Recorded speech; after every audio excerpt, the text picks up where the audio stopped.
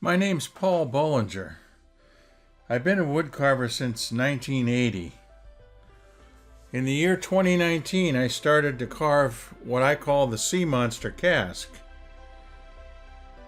It took me until 2020 to finish carving it, at which time my wife Camille and a couple of her friends painted the carving. And so this video is about acquiring, designing, and carving this sea monster cask, as I call it. I started carving in 1980, and somewhere along the way I learned how to carve in the round. And somehow again I ended up being fascinated by Father Christmas. I wanted to carve Father Christmas. I wanted to learn more about Father Christmas. And eventually my wife became enthused and learned how to paint. And she developed a painting technique using oil paint to paint the linden wood carvings that I had done of Father Christmas. We became well known for these paintings, but I still wanted to learn to carve other things. When we moved to Virginia, we had a wine cellar put into our house. And so I thought it would be fun to learn to carve the ends of wine barrels. So I acquired some wine barrels and I learned to carve them, and my wife painted them. These are a couple examples of the carved tops or ends of two what I would call normal size wine barrels, something on the order of 50 to 55 gallons. I didn't know when I was doing these that someday I was going to be carving wine casks 10 or 15 times this size. But exactly that happened. Eventually, I found a large oval cask on the internet in Germany. I bought it, I had it shipped here to Virginia. I took it apart and I ended up carving both ends of that cask. I carved it using the same tools I'd been using for almost 40 years. The same tools that I used to carve Father Christmas. The same tools woodcarvers have been using for hundreds, if not thousands of years. And so this video is the story of that original barrel, but really it's the story of the cask that became the great sea monster cask. I had the tools, I had the skills, I acquired the cask, and so after I had the inspiration, which is covered in a separate video, I ended up carving this cask. And so I thought it might help right here for you to be able to see the end product and watch this video about how it came about, how it was designed, how it was carved, and then how it was turned over to be painted.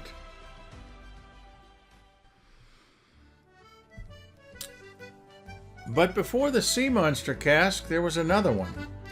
This is the one that I found on the internet in Germany, in Bad Dürkheim, Germany.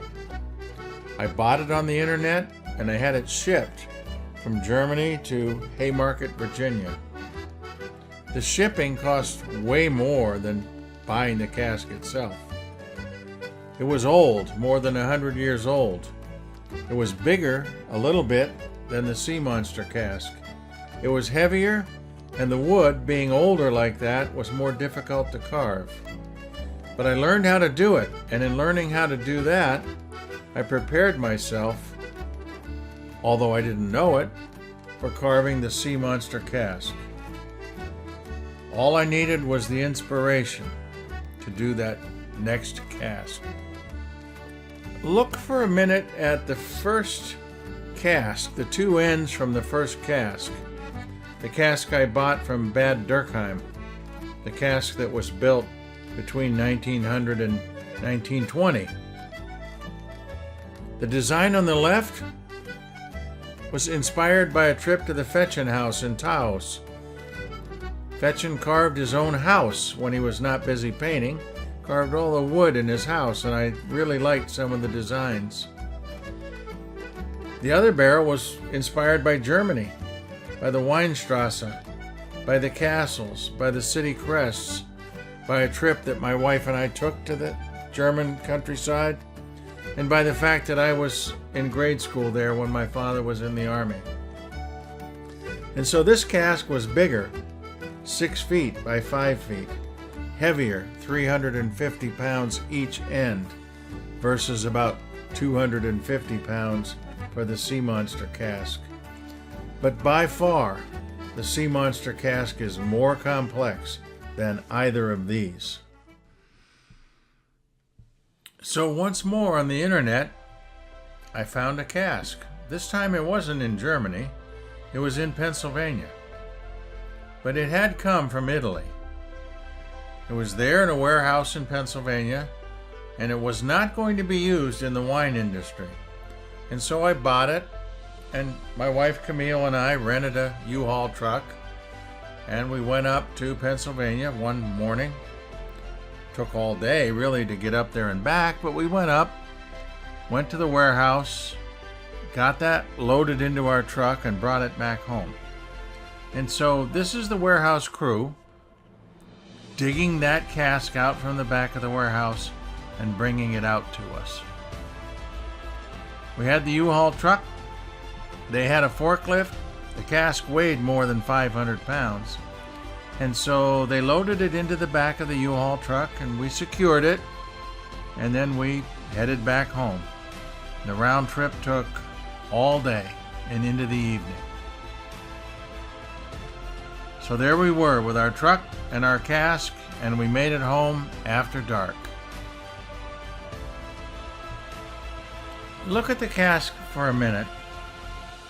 This is the cask before I bought it. When I acquired it, it didn't have the metal clean-out door on it. But it was the same size, and it was in pretty good condition like this. Way better condition than the original cask I had from Germany.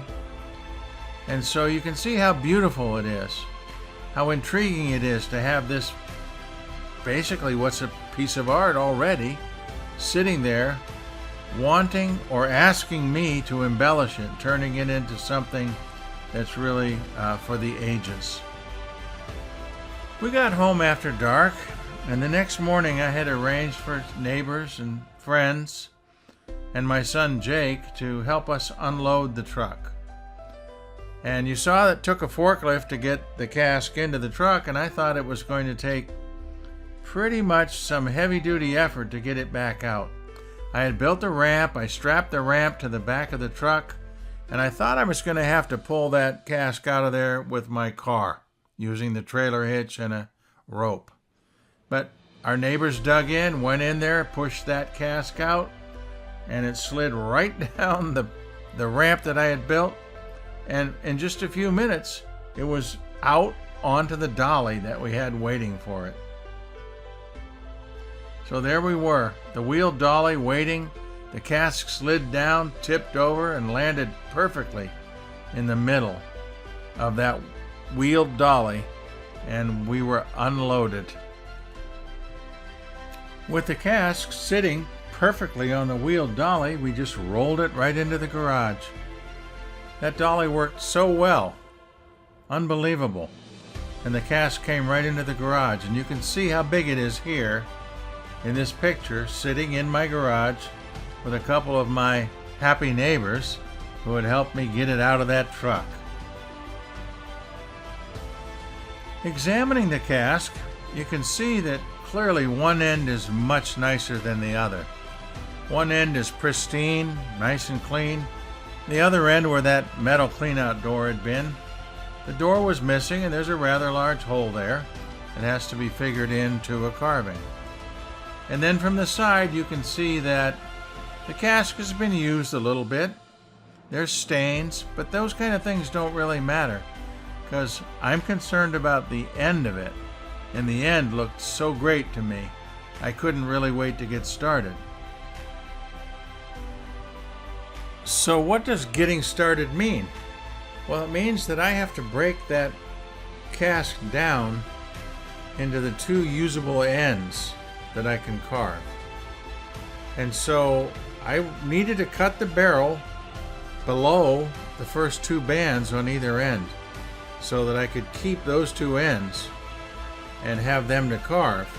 And in the middle, all that extra wood I donated, gave to a local person who makes furniture out of old wine barrels. And so it got recycled into some probably very nice furniture. And I ended up with the two ends that I wanted for my carving. Remember, I'm a wood carver, not a carpenter. So I took the ramp that I'd used with my friends to get the cask off the truck, strapped it to the side of the cask, and then sawed off the first end, the end I really wanted, just below the second metal band. And so I thought it would slide down that ramp, and in fact it did.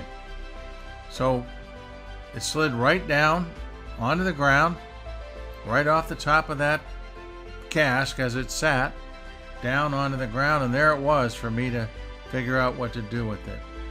And so you can see how it got separated and how good it looks just sitting there. My dear friend, who has died since, Mike Anderson, Dr. Mike Anderson, my neighbor and my friend, was there the entire time helping me. And between the two of us, we got that top off and we had it ready. And I chose to work on the best top first. That's the one that would become the Sea Monster cask. I had to cut away the part that I didn't want because I wanted to save the other end, which is, of course, in this picture on the bottom. And so I had to cut the staves away, remove the metal bands, and gave the staves to a local person who made furniture from barrels. And I actually ended up giving the bands to my friend Jane Smith, who used them in her garden. And so this is a picture of starting to cut away and removing the staves. And after quite a bit of effort, the staves are cut, and eventually you see here one happy woodcarver cutting away the last stave and letting it fall, and celebrating with his little electric saw, battery-operated saw, that made it all the way through the top and the bottom of getting that cask cut down so that it could be used. Once it was cut down, it was fairly easy between my son, myself, Mike Anderson, to move that cask and actually get it hauled up, hoisted up onto the carving rack that I had built for it. Using a boat winch as a hoist, I was able to get a hold of it, hoist it right up there where it has been sitting for 2 years, being carved, being designed, carved, and then eventually painted right there on the same rack. And so that's the way it looks before anything has ever been done to it. It's been removed, put on the rack, and now it's waiting. So exactly how do you design something like that? Well, I approached it by figuring out what I wanted to do for the Sea Monster cask and getting cartoons, basically, of the items that would be part of the design, and I pasted it up on a table that we had. So you can see I took some tape and I made a shape approximately the same size as the face of that cask on a nice cherry wood table. Believe me, sometimes I thought about how much fun it would be to carve that table, but that never happened. So here's a layup or a layout of some ideas, original, very first ideas that don't really exist. That, well, a couple may have gotten into the final cask, but not many. But the idea was to figure out how big things should be. How would they fit? How would it flow? And so that's what I took a look at when I was doing it. Then, on the actual face of the cask, I started to paste up more elaborate, more near the finished product type cartoons. Now you can see a little bit of humor at the bottom. At that time, I thought that this would be finished in 2019. In fact, the carving and the painting was not finished until after the middle of the summer in 2020. And so things happen, right? And stuff happens. But the idea was to make this layout and then eventually transfer these drawings or cartoons directly onto the surface of the cask so the carving could begin. When the cartoons had been transferred to the cask, I could start carving. And so you can see here in this picture, you're thinking, what a mess. This is the work area. There's the cask I'm working on, and behind it, if you'll notice, is the other one. The one where the cutout door has been removed. It's going to become a cask design and something I carve later. So the sea monster cask is on the rack and it's being carved. Of course, I'm carving it with the tools that I have, the woodcarver's gouges, and I'm working away piece by piece, design by design. One of the nice things about this cask was each design was individual. I could work on it, move on to the next one, go back. I didn't have to complete anything. And so I worked across the face of the entire cask so that I could see how it would set in. And eventually I ended up doing that 3 times to get the depth of carving needed to actually have a substantial, beautiful carving. And so you can see, you move along, chip by chip, piece by piece, outlining, carving, removing the part that isn't wanted, leaving the part that is wanted. Always guided by your cartoons. When you're ready to carve where a cartoon was, you move it aside and keep it so that you can see what it was you intended to do. So at least 3 passes. In some areas it was more than that to get the design sunk in far enough to make it substantial.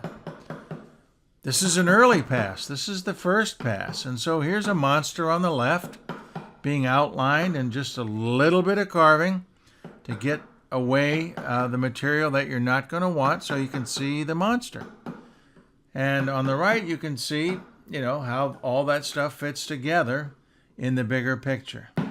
So it's a very, very tedious, time-consuming process.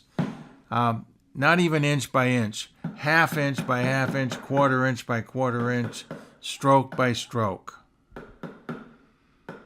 In this picture, it has been gone over several times, and it's ready really to be turned over to the painters. And I can tell that because when I look at it, I know right at the end, when I was ready, I pasted some colored pictures on there to give Camille and her friends who were going to help her paint ideas of what the colors might look like when they were done. And still, humorously, I thought it would be done 2019. So piece by piece, element by element, chip by chip. The designs come out slowly, one at a time, very, very slowly.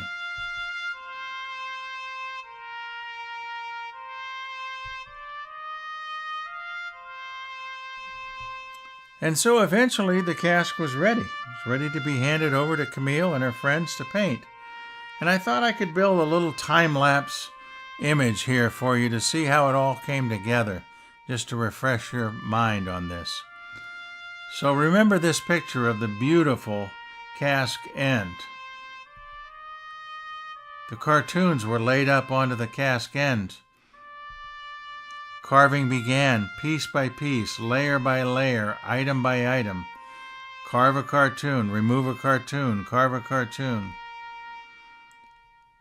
More of the barrel becomes carved. The first pass, the second pass, the third pass. At some point, I looked at it and said, I need to think about what the colors might look like. Am I done? Am I ready to turn it over? And then finally, at the end, you can see how deeply carved it is, how it stands out on its own without the paint, although the painting makes it a masterpiece. but the carving set the stage for the painting. You can see the designs here. You can see the size of it. You can see the complexity of it. And you really, really can't wait to see what it looks like when it gets painted. So that's the story of carving the great sea monster cask. We have 2 other videos you can see. One is about the inspiration for the sea monster cask, and the other is about the painting of the great sea monster cask. Thanks very much for watching.